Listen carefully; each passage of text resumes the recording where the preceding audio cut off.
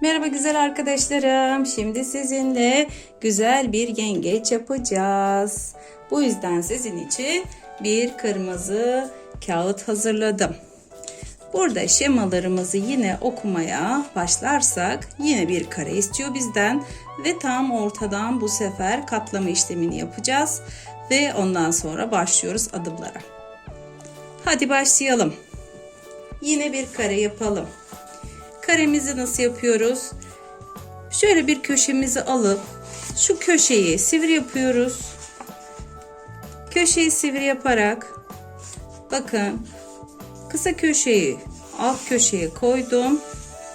Üst üste getirerek şimdi burayı da düzledim. Şimdi buraya da bakın şu şekilde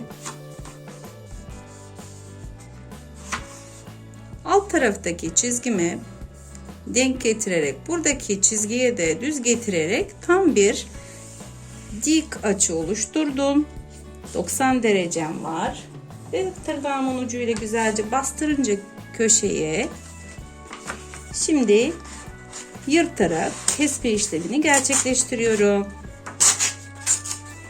İşte fakat bize şema diyor ki ortadan kıvırın diyor. Ortadan kıvıralım. Kıvırdık. Ve sonra şemaya bakarsak burada diyor ki bir kere daha katlayın. Katlayalım bakalım ne çıkacak.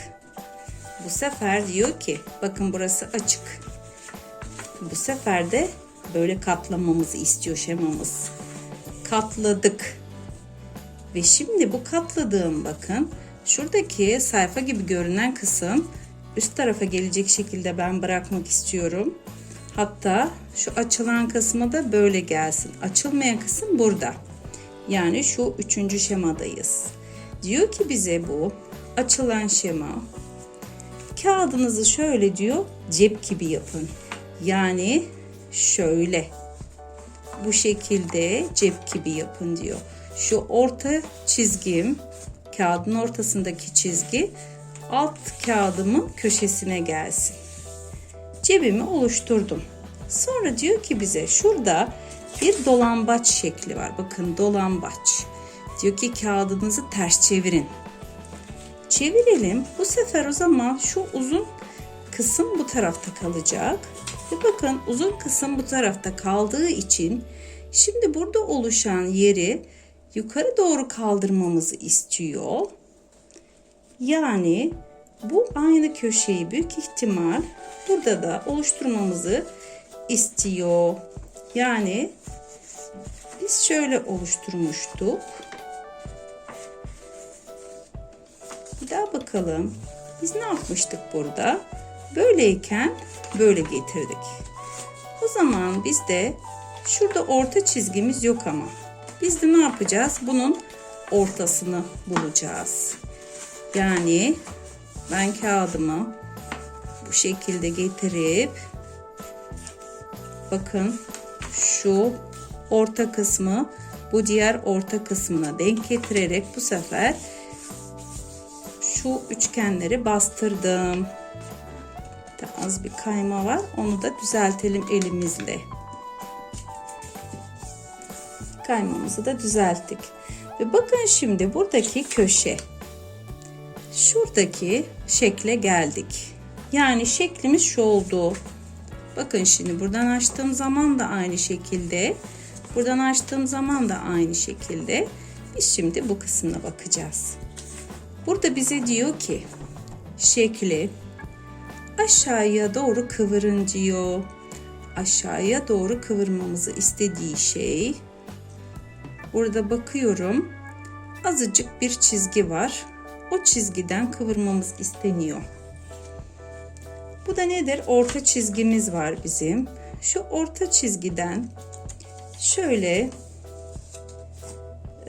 kağıdımızı Nasıl tutsak şöyle diyelim ben.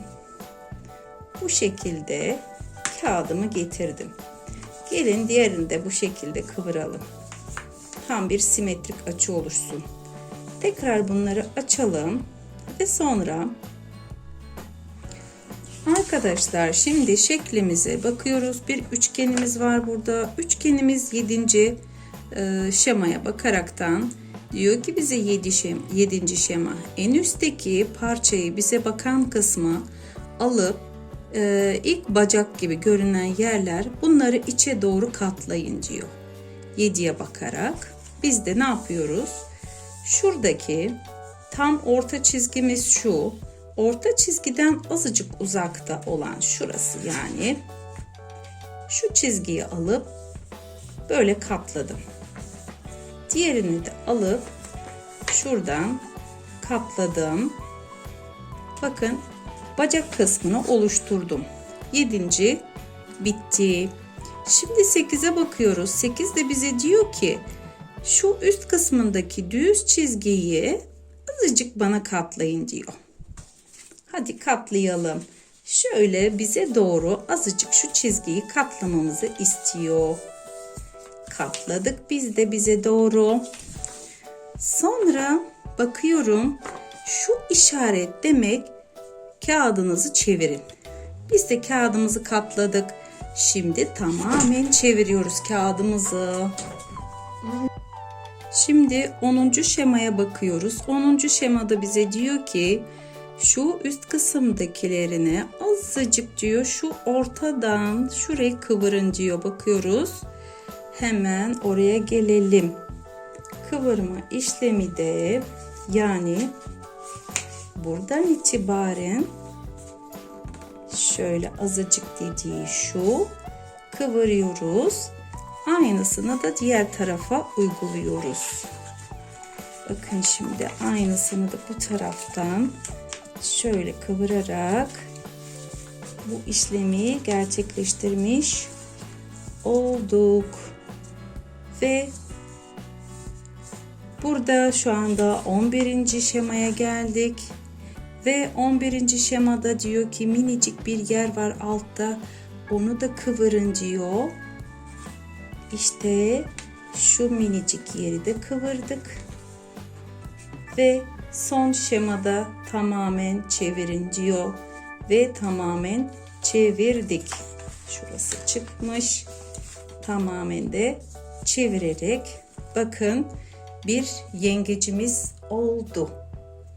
Gelin şimdi yine göz kısmına bu şekilde bir gözümüz olacak. Ve burada gözümüz olacak.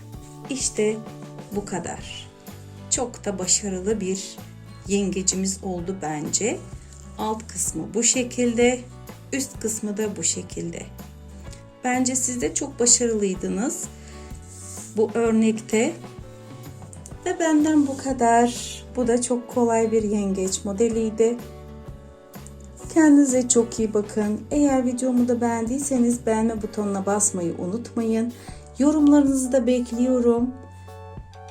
Ve abone olarak beni takip etmeye devam edebilirsiniz. Hoşça kalın.